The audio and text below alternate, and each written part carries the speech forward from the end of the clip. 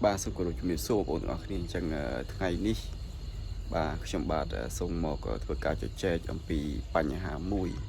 ហើយដោយសារបញ្ហាហ្នឹងគឺកំពុងតែកើតឡើងនៅពេលបច្ចុប្បន្នហើយស្ថានភាពនេះខ្ញុំគិតថាវាគួរតែនិយាយសម្រាប់បងប្អូនទាំងអស់គ្នាវាជាប្រយោជន៍នៅក្នុងការពិចារណាហើយយើងអាចពិចារណាបានកាន់តែជ័យជ័យអំពីអត្ថន័យមួយហ្នឹងបាទហើយបញ្ហានោះគឺច្រើនចោទថាតើយុត្តិធម៌មានទេនៅក្នុងពិភពលោកយើងនេះបាទចឹងនៅក្នុងបញ្ហានេះបច្ចុប្បន្នប្រហែលជាយើងនឹងយល់នៃច្បាស់បាទនៅក្នុងស្ថានភាពបច្ចុប្បន្នណាដោយសារអីដោយសារតែស្ថានភាពបច្ចុប្បន្នគឺប្រជាពលរដ្ឋខ្មែរយើងមួយចំនួនធំគឺកំពុងតែមានការហួសចិត្តខ្លាំងមែនទែនចំពោះបញ្ហាដែលអាស៊ានបាទធ្វើដាក់កម្ពុជាដោយយើងមើលឃើញថាចំពោះមីយ៉ាន់ម៉ាបាទធ្វើដាក់តិចតួចទៅលើប្រទេសថៃបាទគឺមានការចេញថ្កោលទោសដល់អាស៊ានចំពោះមីយ៉ាន់ម៉ាក៏ប៉ុន្តែចំពោះកម្ពុជារបស់យើងប្រាសាទព្រះវិហារដែលជាសម្បត្តិពិភពលោកបាទប្រាសាទតាក្របីរួមទាំងប្រជាជនស៊ីវិលស្លូតត្រង់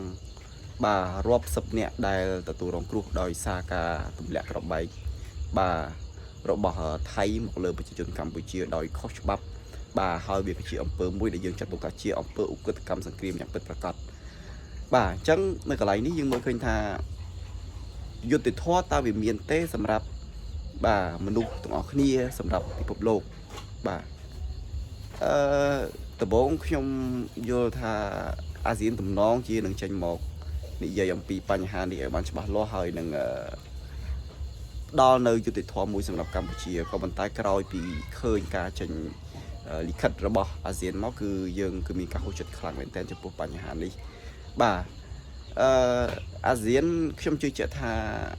សមាជិកក៏ដូចជាសមាជិកអង្គការ UNESCO មិនមែនអ្នកធម្មតាទេដែលអាចចូលបានសុទ្ធសឹងតែអ្នកចេះដឹងសុទ្ធសឹងតែអ្នកមានសញ្ញាបត្រខ្ពស់ក៏ប៉ុន្តែហេតុអ្វីបានជានៅតែ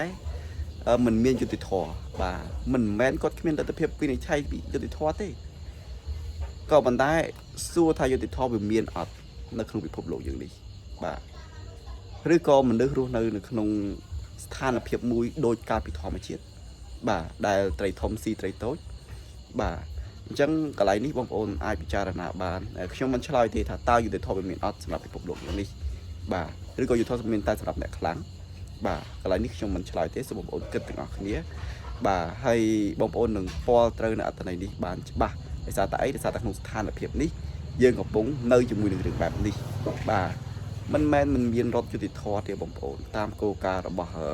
ផ្លាតុងគឺមានបាទធ្វើម៉េចបានមានយុតិធម៌កើតឡើងនៅក្នុងសង្គមធ្វើម៉េចបាន ideal state មួយដ៏ល្អបានបាទរដ្ឋដំកតិមួយដ៏ល្អបានបាទអញ្ចឹងកន្លែងនេះគឺក្នុងនាមខ្ញុំជាប្រជាពលរដ្ឋមួយបាទខ្ញុំមិនពេញចិត្តនឹងអ្វីដែលអាស៊ានក៏ដូចជា UNESCO បាទដល់ដំណោះស្រាយមកកាន់កម្ពុជាទេបាទដោយសារតែវាមិនទាន់មានលក្ខណៈពេញលេញឬក៏សមស្របណាមួយក្នុងការឲ្យប្រជាពលរដ្ឋយើងទទួលយកបានតតែសោះហើយខ្ញុំជឿជាក់ថាប្រជាពលរដ្ឋយើងបច្ចុប្បន្នគឺកំពុងតែមានការពិបាកនៅក្នុងចិត្តខ្លាំងមែនទែនដោយសារតែបញ្ហាសង្គ្រាមគឺវាធ្វើឲ្យយើងជួបនៅវិបត្តិបញ្ហាសង្គ្រាមគឺធ្វើឲ្យយើងការបាត់បង់បញ្ហាសង្គ្រាមធ្វើឲ្យយើងមានការប្រត់ប្រាស់ការទុកលំបាកវេទនាអញ្ចឹងសូមប្រជាជនទាំងអស់គ្នាបាទនៅក្នុងប្រទេសកម្ពុជាបាទមេត្តាយកចិត្តទុកដាក់ជាពិសេសគឺបញ្ហាផ្លូវចិត្តបាទថែរក្សាផ្លូវចិត្តឲ្យបានរឹងមាំយើងពិបាកផ្លូវកាយប៉ុន្តែបើសិនជាផ្លូវចិត្តយើងបានល្អក៏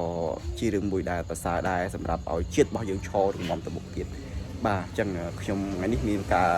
ទស្សនៈចែកវេទស្សនៈសូមត្រឹមប៉ុណ្នេះបាទសូមអរគុណសូមគោរពលាបាទ